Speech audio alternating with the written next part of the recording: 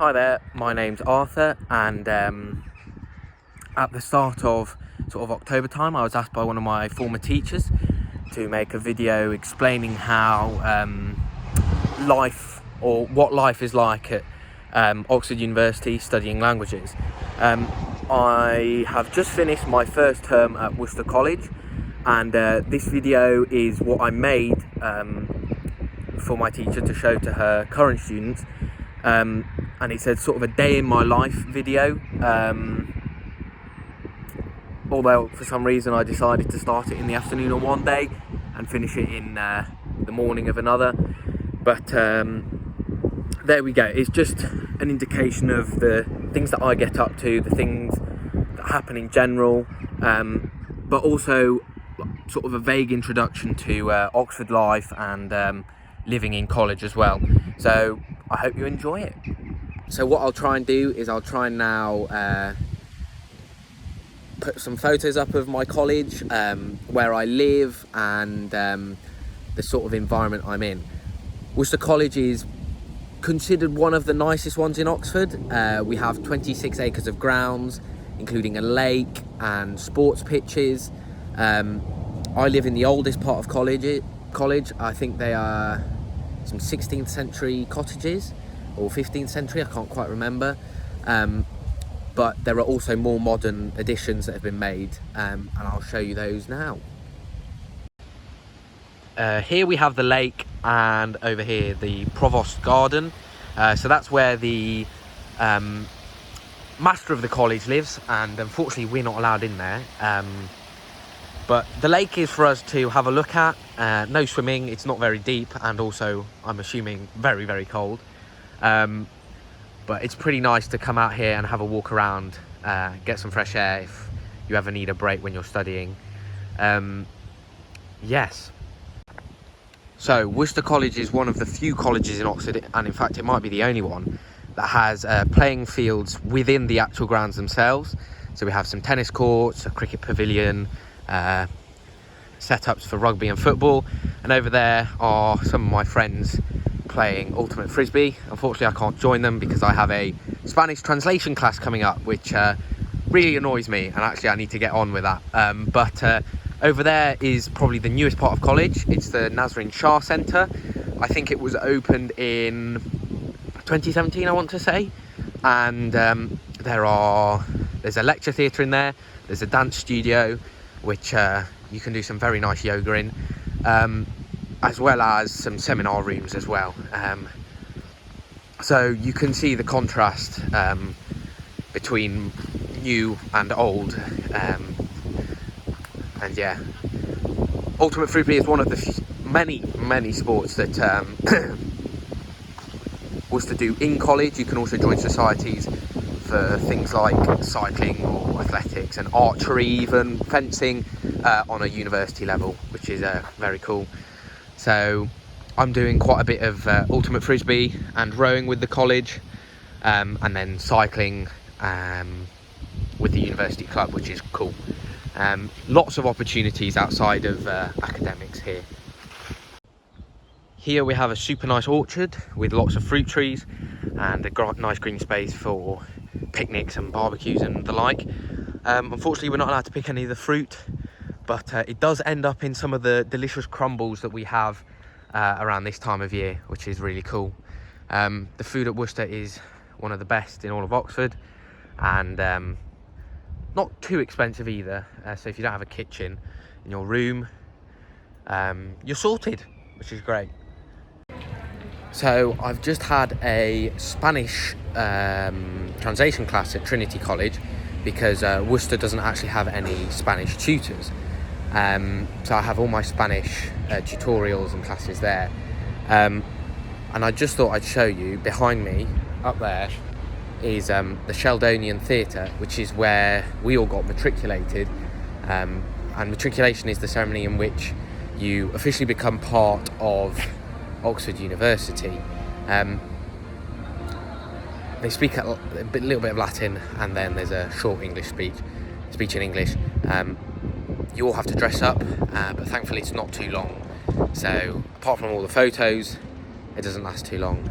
I've also just had to buy a French vocab book. I know, who'd have thought it, I'd still be doing vocab tests at university, but there we go. So I went to Blackwell's, the famous Oxford bookshop, for that. Round here, apart from lots of giggling students, is the Bridge of Sighs, which is famous for some reason. I think they copied it from Venice. I don't know if you saw that over there, I can't figure it out. I'm not very good at this. There we go, it's in the background and slightly washed out by the sun. There we go. That's a favourite matriculation photo taking spot. What else can I say? I'm not really sure. Oh dear. So I'll talk quietly because supposedly I have to be quiet. But this is the main Bodleian Library site, and the Bodleian Libraries is the Oxford University library system. There are lots of different sites. As a language student, I use the Taylorian quite a lot. Taylor Institution, that has lots and lots of books on language learning and literature. But that one there was the main Bodleian site. And here, I mean, I don't actually know what's in it, but this is another famous building in Oxford, the Radcliffe Camera, or the Radcam as it's known for short. Another popular matriculation photo spot, as it's just around the corner from the Sheldonian. I think it's part of the libraries as well, but I'm not too sure. There we go. Really lucky that it's a sunny day today, because if it was raining it would be a lot less beautiful. But this is essentially what all of Oxford's like, all really old buildings, well, at the centre of Oxford anyway. So after that Spanish translation class, I'm back in college. I've just been for a walk around again, and now, seeing as I've got a pretty big essay due on Sunday, it's now Thursday, I'm going to knuckle down and do some of the extra reading I need to do for that, some of the research. If anyone's interested, it's on exemplarity in one of Cervantes' novelas ejemplares that we're studying, and it's called Rinconete y Cortadillo. I have to say, I'm not a huge fan of the title or the theme, exemplarity. Don't really understand it, don't really want to write it, but got to get at least 2 hours work done on that before I can relax for the evening and go to dinner. Right, let's go. So it is currently about 8 o'clock and I'm just going up to the library for my last half an hour of work of the day, I think. As you can tell, there are lots of stairs to get up there, and actually we have a very nice spiral staircase.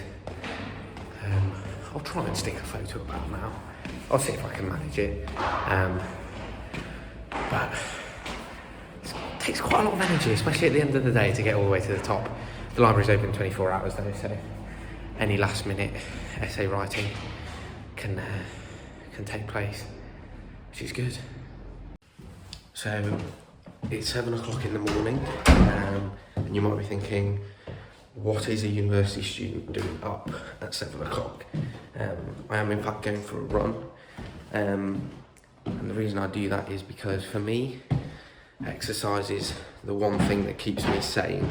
So it's really important that I keep doing that to maintain my mental health, and I think it's vital to do that, whatever it is that keeps you healthy. So whether that's practicing a musical instrument, cooking, reading, or just watching TV, you have to find time to keep doing it.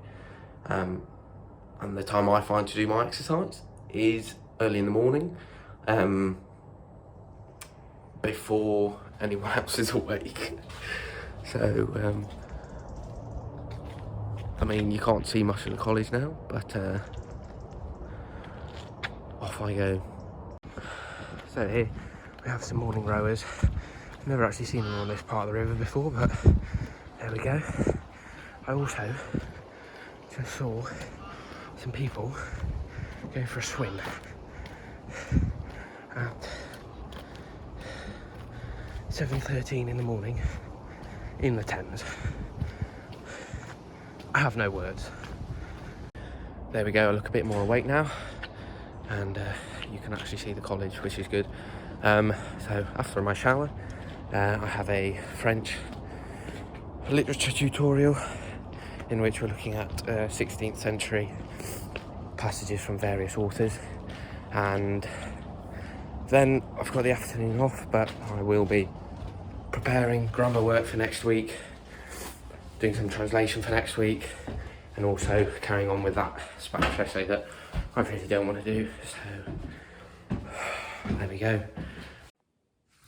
Okay, so as you might have gathered, doing languages at university, at Oxford anyway, but I'm pretty sure it's the same everywhere else, is a lot about doing literature, so analysing various texts, various books, various short stories, articles, as well as doing a lot of intensive language learning, and within that you have grammar, vocab, translation, as well as then the oral component as well, which is really important and, in my opinion, the most fun. So that is the end of my day and a half in the life, I guess. I hope you enjoyed it, found it useful, and if you didn't, I hope that you found it entertaining.